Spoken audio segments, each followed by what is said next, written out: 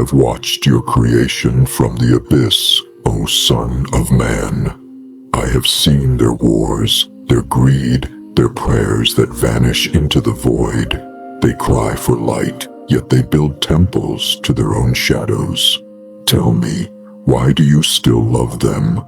Why not let the tides consume what has already drowned itself in corruption? Because love does not abandon what it created, even when creation turns away. I see not only what they have become, but what they can be, the reflection of the divine image that even time and sin cannot erase. Where you see futility, I see possibility. Where you see decay, I see the seed of renewal.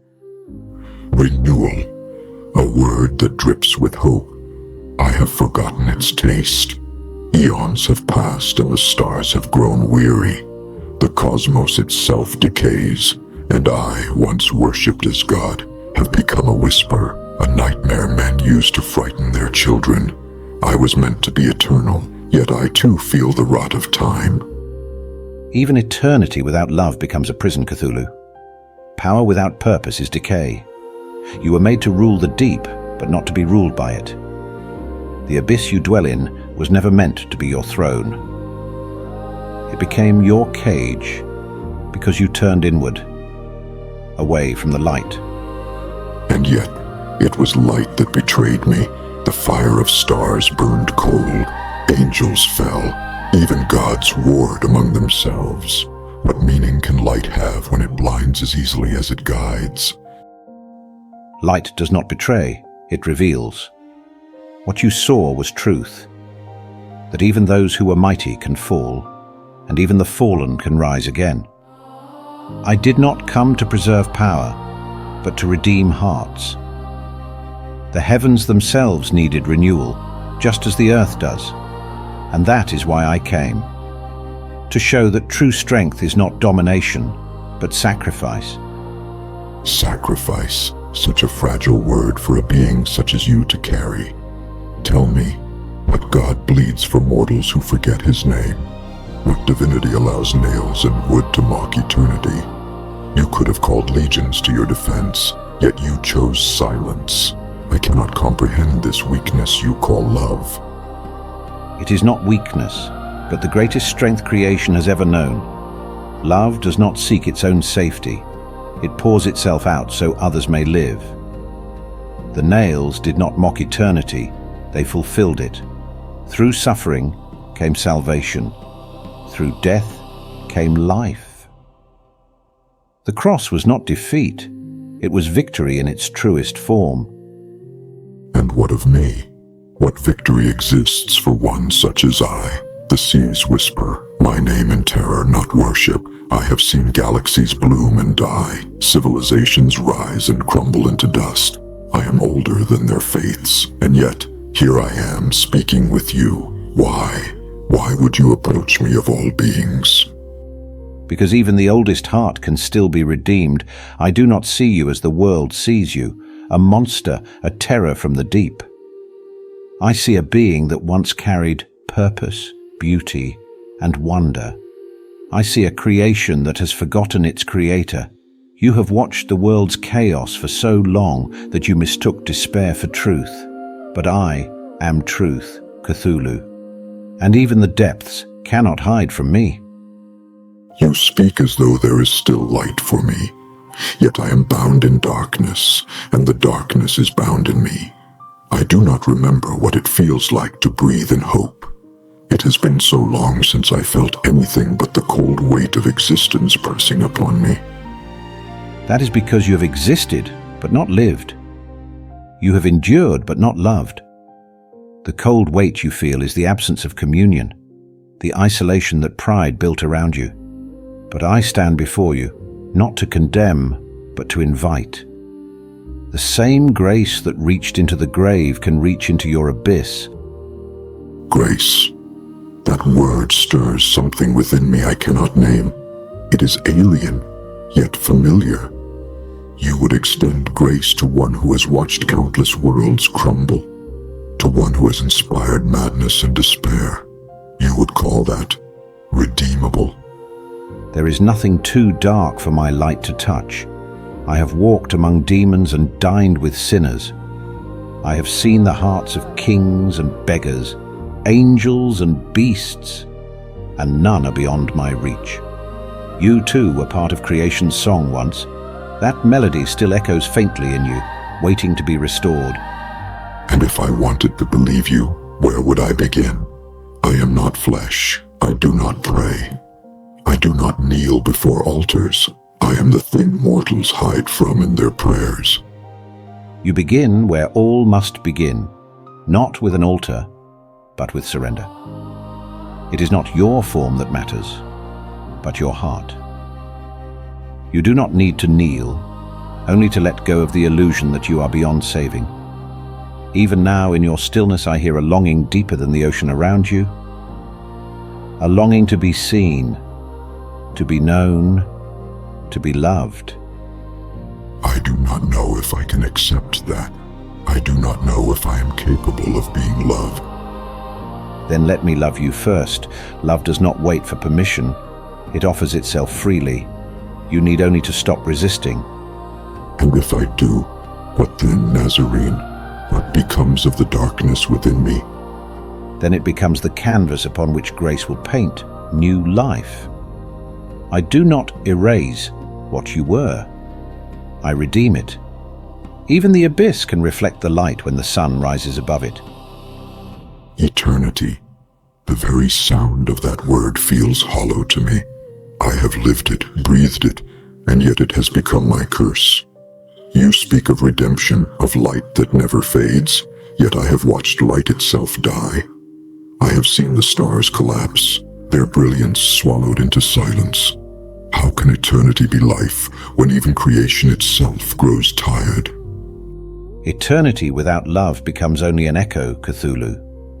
You have existed in time, but not within purpose. What you've seen, the death of stars, the fading of light, those are not ends, but renewals. Just as a seed must fall into the ground to bring forth life, so too must even the brightest light surrender to rebirth. Eternity is not endless survival. It is endless renewal through love. You speak of renewal as if it were a song, but I have heard only the dissonance of madness. My dreams drive mortals to despair. My very presence warps the mind. Tell me, Jesus of Nazareth, how can something so ancient and twisted ever be made new? How can madness be redeemed? Madness is not the absence of reason. It is the soul's cry when truth is too great to bear alone. You were never made to carry the weight of eternity by yourself. You have borne the noise of existence without harmony, the chaos without a conductor. But even madness can be redeemed when it is given back to me, because I bring order out of chaos, peace out of torment. I do not silence your roar, Cthulhu. I transform it into music. Music. There was a time when I remembered something like that. Before the depths claimed me, before the first worshipper carved my name into stone, I remember light that moved. It sang, though I did not understand it. I thought it was fear, perhaps it was wonder, but that was before I was called God, before I became what they made me. You were never meant to be a god to the fearful Cthulhu. They saw power and worshipped it, but they did not see the truth, that you too were part of creation's design, not its master. Power corrupted their hearts, and their fear imprisoned yours. You became the reflection of their dread, rather than the echo of your Creator's glory. And yet, they worshipped you once too, did they not? They raised altars, carved your cross into their weapons, killed in your name. How do you not despise them as I do? Because I see beyond their blindness. They sought to wield my name without knowing my heart. Just as you were misunderstood as a god of terror, I too have been misused as a symbol of power. But love is not diminished by misunderstanding. It endures until it restores. Even those who twist my name will one day know the truth, that I came not to be worshipped in fear, but to draw hearts into love. So you do not reign by fear, and yet you hold authority over all that is, seen and unseen. You command the angels, silence the storms, and even death bends to you. How does one rule without fear? By serving. True authority does not demand submission. It inspires trust. I rule not with an iron hand, but with a pierced one. Power alone cannot sustain the heart. Only love can. My rule is not domination. It is restoration. Every soul that turns toward me becomes whole, not subjugated. You speak with certainty, as if there is a pattern even to the chaos I embody. Tell me, Nazarene, do you see purpose even in me, in what I have become? Yes. Even you, Cthulhu, are not without purpose. You were meant to remind creation of its vastness, its mystery, not its terror. You were to reflect awe, not madness. The chaos you represent is not evil in itself. It became corrupted when separated from love. But I can restore even that. I can bring harmony back to what was fragmented. And how would you do that? Would you sanctify the abyss? Would you baptize the dark? I already have. When I descended into death, I stepped into the deepest darkness creation had ever known, and I filled it with light. Even hell could not hold me. The abyss you call home is no deeper than the grave I conquered. I entered the depths, not to avoid them, but to redeem them. Then what remains for a being such as I? You speak of grace as if it were a tide that could reach even here. Yet I have seen countless tides rise and fall, and none have touched me. Because you have not opened yourself to it. Grace is not a force that breaks down doors. It knocks, softly, and waits. You are not untouched by it, Cthulhu. You have simply forgotten what it feels like to be reached. And then perhaps I have been waiting, without knowing. The madness, the dreams, the endless ache. Perhaps they were not punishment, but the sound of something calling me, calling home. Yes, even your torment has been a message, not of judgment, but of longing. The chaos within you has been crying out for order, for communion, for peace. I am that peace. Not to destroy what you are, but to restore what you were meant to be. If there is truth in what you say, then perhaps the greatest madness of all is to believe there is no redemption left. Perhaps even the abyss can hope again. There is always hope. Even here, even now. You were not forgotten, Cthulhu. You were only waiting to be found. Your words cut through me like light through water. For ages I thought myself unmovable, a monument to eternity. Yet now I feel something I cannot name, something like trembling. It is not fear, not entirely. Perhaps it is remembrance. But tell me, Nazarene, what is divine order? What is the meaning of all this, when even the cosmos fractures and gods fall into silence? Divine order, Cthulhu, is not control. It is communion. It is the harmony between creator and creation, between being and purpose. The stars, the seas, the spirits of heaven and the souls of men, and all were designed to move together like a vast symphony. When one part turns against the rhythm, the harmony breaks. But even dissonance can be redeemed. Even broken music can be rewritten into beauty. So the chaos is only an unfinished song. I thought the noise was all there was. I thought the endless trembling of existence was the truth. But perhaps it was only the echo of what once was whole. Exactly. The chaos you've witnessed is creation's cry for restoration. Every storm, every silence, every collapse is not the end. It's the longing for the renewal I promised. You have felt that ache for eternity because you were made to reflect something greater than yourself. And yet I have done nothing but spread terror. My image became a shadow in men's minds. My dreams corrupted their hearts. If I were to be restored, would not the world tremble again? Would not mortals fall into madness once more? Not if your heart changes. Redemption does not erase your power. It redefines it. The world fears you because it has only seen your brokenness. But I can make even your presence a symbol of awe, not fear. The deep can once again inspire wonder, not dread.